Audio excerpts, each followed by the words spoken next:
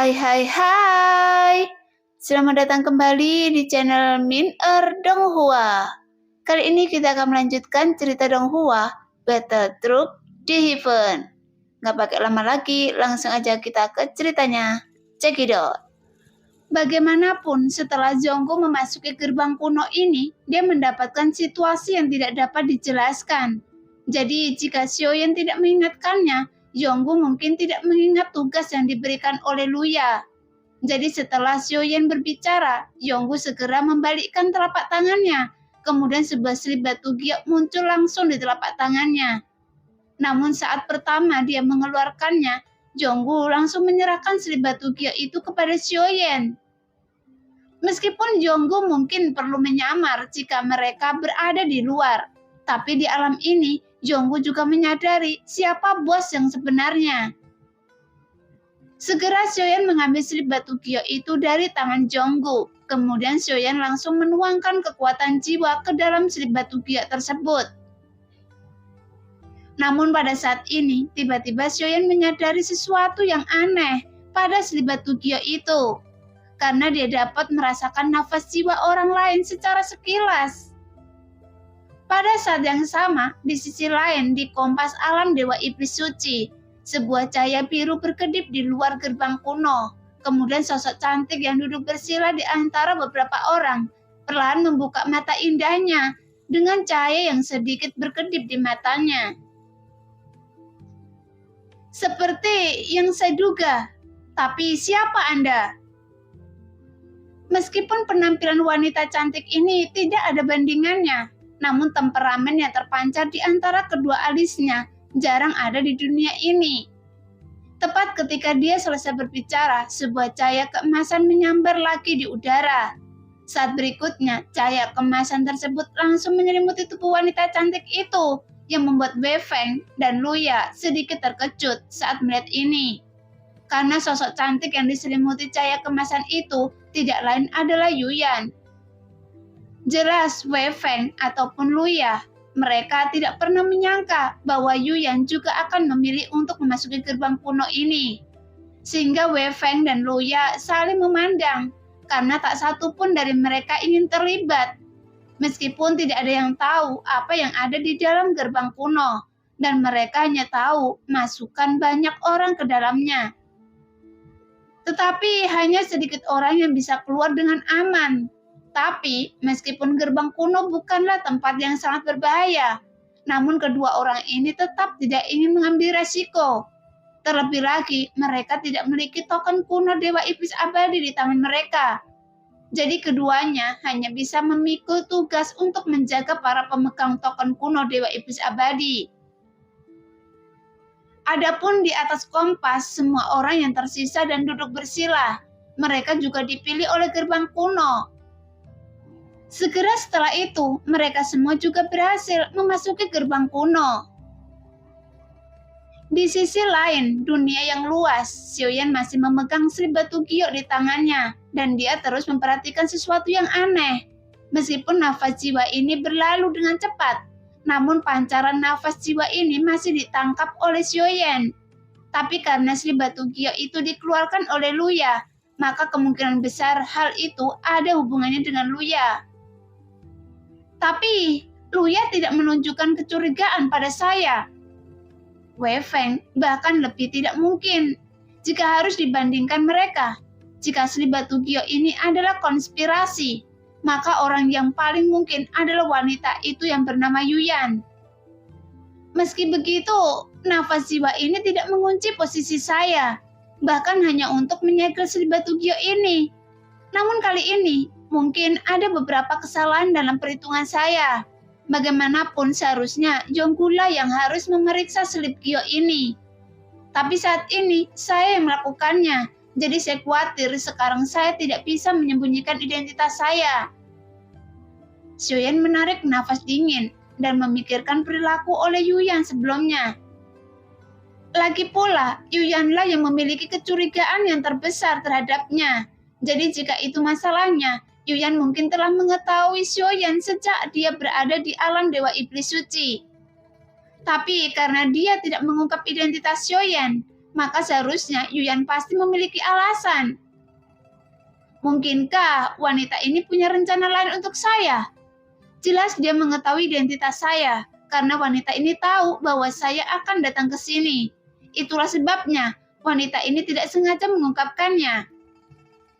Sekarang Xiaoyan memiliki beberapa perhitungan dalam pikirannya, tapi wanita cantik ini sangat kuat, jauh di atasnya.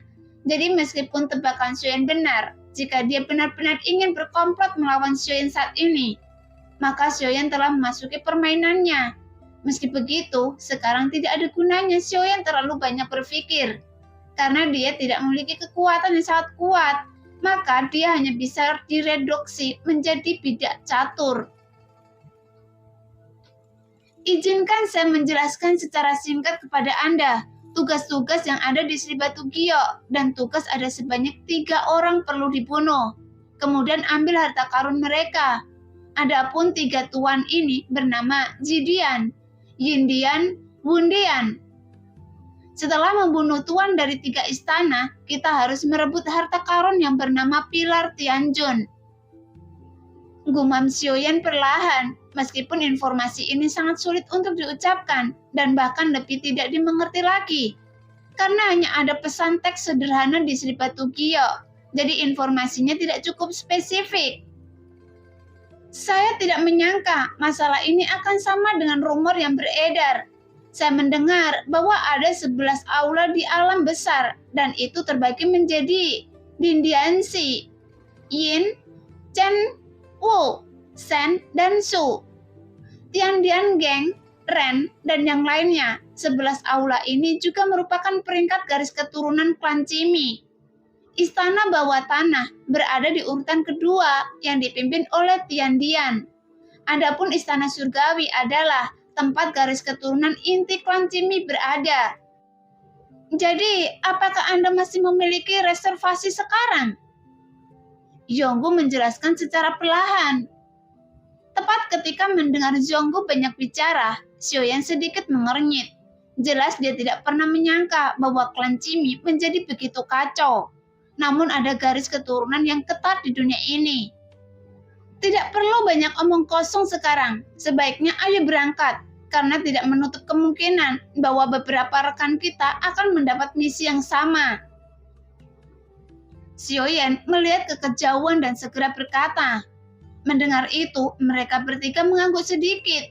Bagaimanapun semua orang bergantung pada pengaturan Xiaoyan.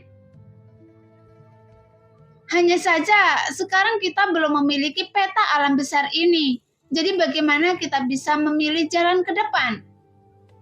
Long Bio tiba-tiba berkata, jelas hal ini pasti akan menjadi masalah jika mereka tidak memiliki tujuan.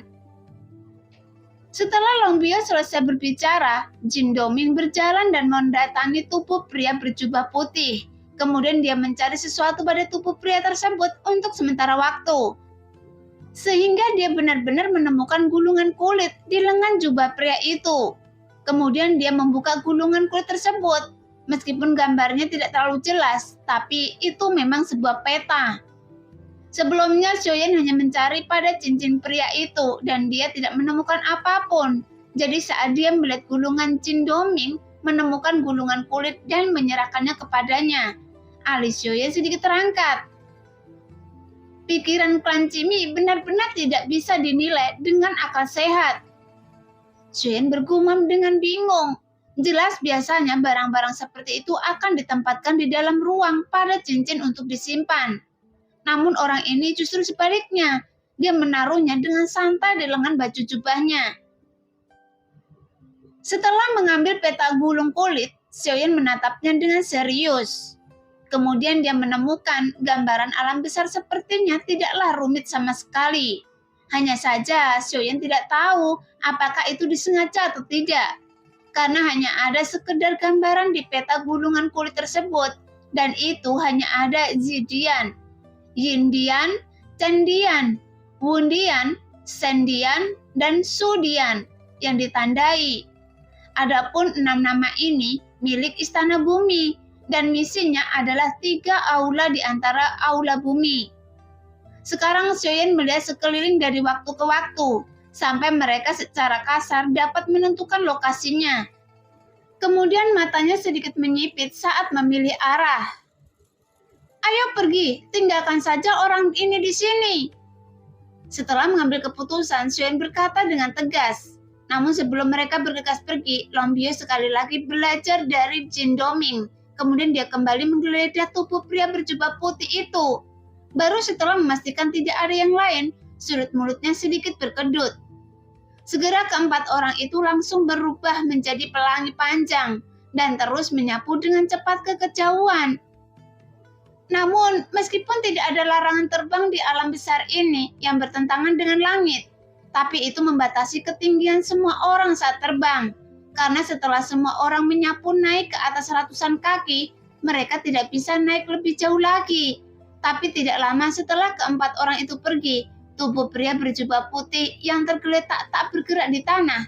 Tiba-tiba lubang darah di dadanya sembuh dengan kecepatan yang menghancurkan.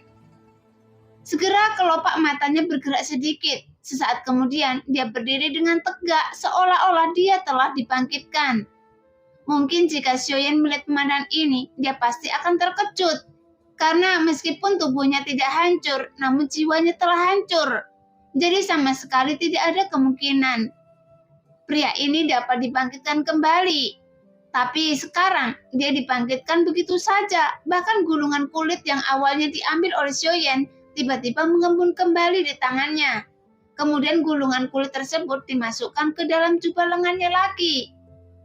Setelah pria berjubah putih menstabilkan sosoknya, dia berdiri tetap tidak bergerak di tempat terpencil ini. Seolah-olah dia sedang menunggu sesuatu. Pada saat ini, 4 pelangi panjang terus menyapu dengan sangat cepat, sehingga mereka memicu gelombang angin kencang.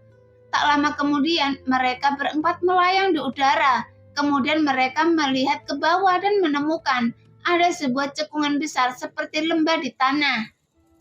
Namun dalam cekungan ini terdapat istana yang berdiri tampak sangat megah. Tapi mereka tidak tahu mengapa ketika mereka melihat sekelilingnya, mereka merasa bahwa mereka sepertinya berada di gurun pasir. Hah? Kenapa istana ini terlihat seperti Fata Morgana di gurun pasir? Long Bio menyilangkan tangannya dan berkata sambil berpikir. Tentu saja Xiaoyan juga merasakan hal yang sama karena semua terlihat seperti tidak nyata.